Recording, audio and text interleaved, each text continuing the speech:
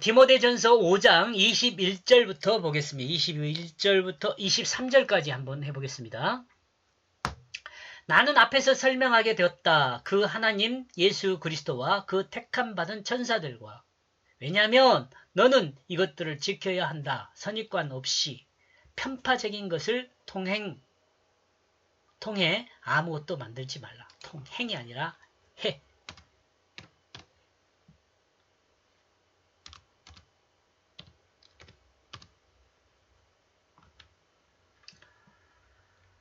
이 말씀은 선택받은 천사들과 예수 그리스도와 하나님 앞에서 명령하게 된 것을 말합니다. 그러므로 하나님의 사랑을 받는 성도는, 여기서 하나님의 사랑을 받는 성도라는 것은 디모데이기 때문에 그래요.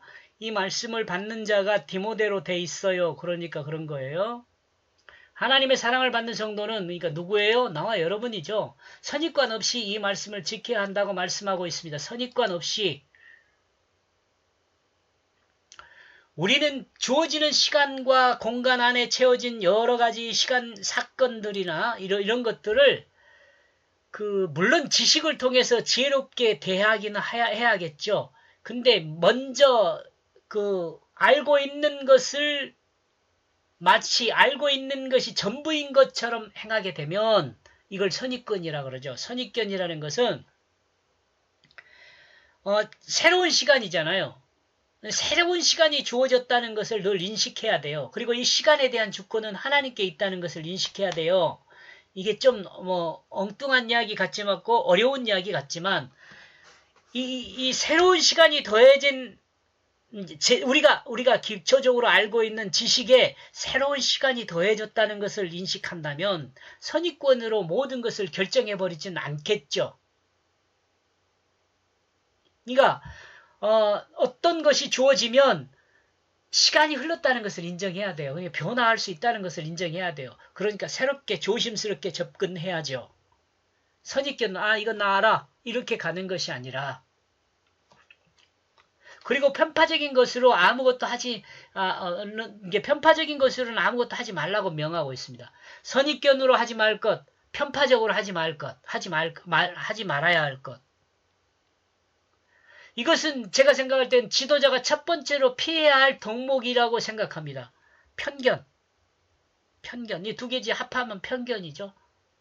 또한 소문에 의하여 선입견도 피해야 할 덕목입니다. 지도자는 언제나 직접 경험한 사람을 상대로 문제를 해결해야 합니다. 선입견으로 하면 안 된다는 거죠.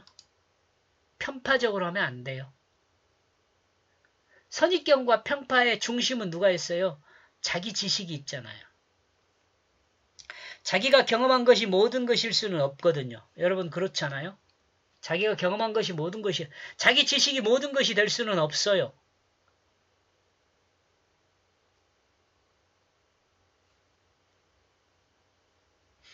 (22절) 너는 아무에게나 갑자기 안수하지 말라.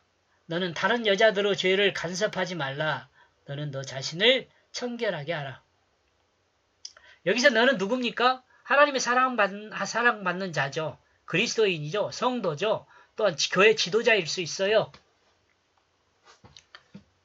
그러니까 이 교회 지도자나 성도나 이런 사람들이 아무한테 가서 안수하면 안 돼요. 지금 이제 다음에 문제가 또 나와요. 그렇기 때문에 그것을 미리서 지금 이렇게 설명을 하고 있는 거예요. 또 잘 모르는 여자한테 가가지고 잘못했다고 지적하고 이 지적질도 별로 좋질 않아요.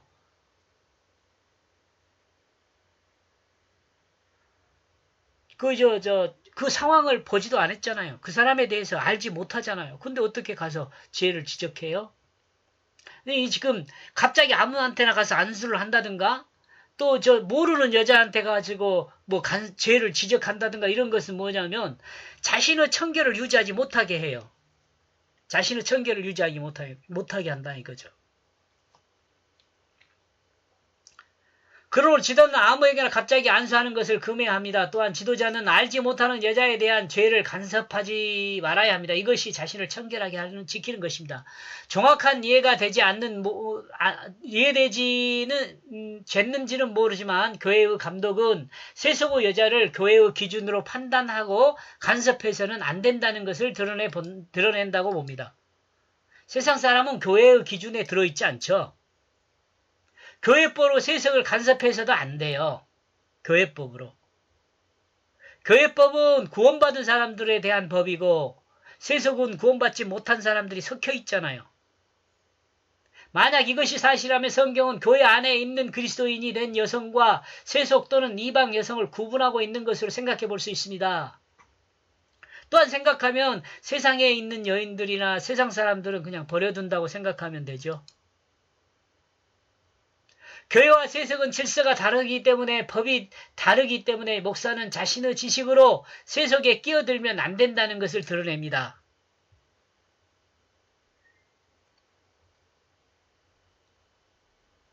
한번 더 읽어볼까요?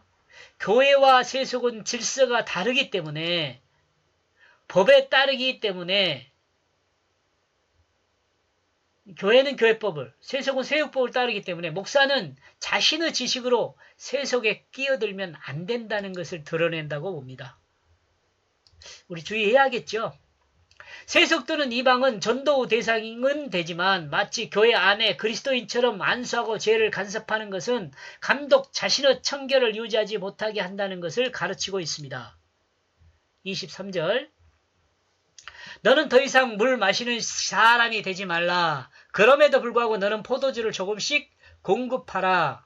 그 위 때문에 그리고 너는 너의 그 두 손으로 움켜쥐는 질병들에 이 본문 해석은 여러 가지 의견이 있습니다. 술 마시는 사람들이 술 마시는 거 합리화하는데도 사용하죠. 제가 해석한 내용으로 보면은 그게 조금 좀 원활하지는 않죠. 봐라. 디모데전서 5장 23절에 보면 술 마시라고 조금씩 먹으라고 했지 않냐 이렇게 말하는 사람 많거든요. 근데 과연 그러할까요? 지금 이 본문에 대한 여러 가지 일들에 대해서 제가 그 헬세드 네마 주석에 나와 있는 내용을 복사를 해서 했는데 별로 중요한 것 같지가 않아요. 제가 생각할 때는. 그래서 그냥 제가 설명하는 걸로 넘어갑니다. 스토마콘이라는 단어의 의미는 목구멍, 위를 말하는 단어입니다. 스토마콘. 이 스토마콘이라는 단어가 뭐냐면은 그 위, 이 위를 설명하는 단어가 스토마콘이란 말이에요. 그리고 푸케아노스란 단어는 자주, 빈번한, 빡빡한 이란 의미를 갖고 있습니다. 푸그메란 단어는 움켜진 손, 쥔이 아니라 쥔. 움켜진 손, 무기로 사용하는 주먹이란 동일어에서 유래한다고 합니다. 이러므로 이 두 단어를 두고 생각하면 음식물 소화에 문제가 있었던 것으로 생각할 수 있습니다. 물만 마시는 사람이 되지 말라는 말에서 생각하면 속이 쓰리는 것을 방지하기 위해 물을 마셨던 것으로 생각해 볼 수 있습니다. 제가 경험해 본 결과는 그래요.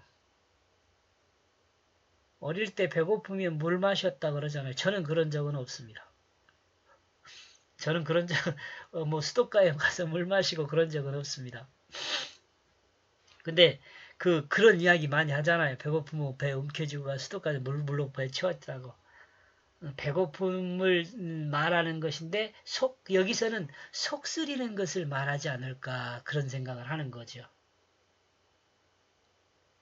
속쓰림에 두 손으로 배를 움켜쥐는 것을 생각하고, 또한 손으로 쥐어 짜는 것 같은 통증을 말한다고 볼 수 있습니다. 이 단어들을 보니까 앞에서 주석들 여러 가지 이야기하고 있는데 그리고 아스테나이스는 나약함, 질병, 힘이 부족함 등을 의미합니다. 아스테네이아스 이 단어들의 의미를 생각하면 분명하게 육체의 질병이 있는 것을 드러냅니다. 특히 소화기 계통에 문제가 있음을 드러냅니다. 누가? 여기 누가 중요하죠? 사랑함을 받는 사람, 하나님의 사랑받는 자가 소화기 계통에 문제가 있어요. 그 진짜 소화기 계통인가? 한번 볼까요? 해석을. 이 본문의 내용은 바울이 디모데를 향하여 하는 말입니다. 그러나 또한 생각하면 하나님이 하나님의 사랑받는 자에게 하는 말씀입니다. 이렇게 바울이 디모데의 질병에 대해 부분을 지적하는 것이라면 본문의 의미는 기록 목적이 나는 없다고 봅니다. 바울이 디모데에게 한 말이라면 구태여 기록할 목적이 없죠. 성경 말씀으로. 이 말씀이 하나님이 나에게 주는 말씀이니까, 하나님의 사랑을 받는 자에게 주는 말씀이니까 의미가 있죠. 하나님이 왜 이렇게 말했는지를 우리가 따져봐야죠. 의미를 하나님께 알려달라고 이야기를 해야죠. 그렇다면 본문은 어떤 의미를 전달하고 있는 것일까요? 개인적으로 개인적인 적용으로는 하나님의 사랑받는 자가 하나님의 백성을 지휘 감독하는 과정에서 그 마음에서 소화되지 않은 일이 있을 수 있습니다. 목회자일 수도 있겠죠. 또 일반 성도일 수도 있어요. 하나님의 사랑받는 자가 하나님의 백성을 지휘 감독하는 그리스도인으로서 사는 과정에서 속쓰리는 일이 있을 수 있죠. 자신의 마음을 쥐어짜는 것과 같은 고통을 주는 일이 있을 수 있지요. 이때 실제적으로 포도를 조금씩 먹는 것도 있을 수 있지만 술을 먹어서 마음을 위로하는 것도 있을 수 있지만 하나님이 예수 그리스도를 통해 주신 생명의 위로를 공급하라는 말씀일 수도 있습니다. 왜? 포도주는 생명을 말하는 거니까. 그러니까 네 생명의 그 위로를 받으라는 이야기로 생각해 볼 수 있다는 거죠. 하나님이 예수 그리스도를 통해 주신 그 생명의 위로를 공급하라는 말씀일 수도 있다. 자신은 죽고 예수 생명이 자신의 육체를 사용하고 있다는 그 믿음 고백을 통해 문제를 해결해라는 말씀일 수도 있다. 이런 말입니다. 은혜스럽지 않아요? 술 마시는 것보다? 어떻습니까? 술 먹어도 된다는 것보다 속 쓰리고 그런 일이 있을 때 너는 예수 생명으로 거듭난 사람이니까 네가 그 거듭난 생명으로 육체를 사용해야 하는 거 아니냐. 그리고 나는 죽었고 예수 생명이 살았다는 그 고백을 통해서 문제를 해결해야 할 것이 아니냐. 이렇게 말하는 거죠. 그러면 바울이 디모데에게 말할 때도 이런 의미가 적용되느냐를 따져보면 되잖아요. 디모데가 조금 나이가 어려가지고 좀 다음에 나와요. 다음에 무시를 당하고 그럴 때도 있었나 봐요.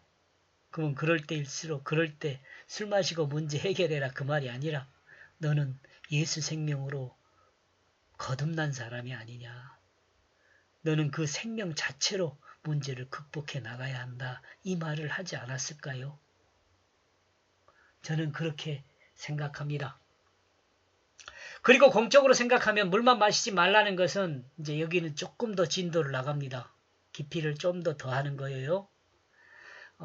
생각하면 물만 마시지 말라는 것은 자신의 힘으로 해결하지 말라는 것과 같습니다. 물세례를 생각할 수 있습니다. 이것은 물세례. 그리고 이와 같은 맥락에서 포도주를 공급하는 것은 예수 그리스도를 기념하는 성찬 의식을 생각할 수 있습니다. 그러니까 교회가 문제가 있고 그러면 물세례만 생각하지 말고 성찬 의식을 이렇게 행함으로써 문제를 해결할 수 있는 방법도 생각해 봐라는 거죠. 예수를 생각하면서. 이와 같이 생각하는 것은 다음 진행되는 내용과 관계가 있다고 생각하는 것입니다. 성찬 의식은 교회의 질서를 세우는데 많은 도움이 되죠. 성찬 의식 자체가 나는 죽었고 예수님 불쌍하다. 십자가에 못 박혀 죽으신 예수님 불쌍하다가 아니에요. 성찬하시, 아, 고통 중에 있는 그 예수 그리스도 너무 미안하다. 아, 이게 아니에요. 성찬의식은 내가 죽은 것을 기념하는 거예요. 내가 죽은 거. 내가 죽은 것을 생각하는 거예요. 예수를 통해서 내가 죽은 거.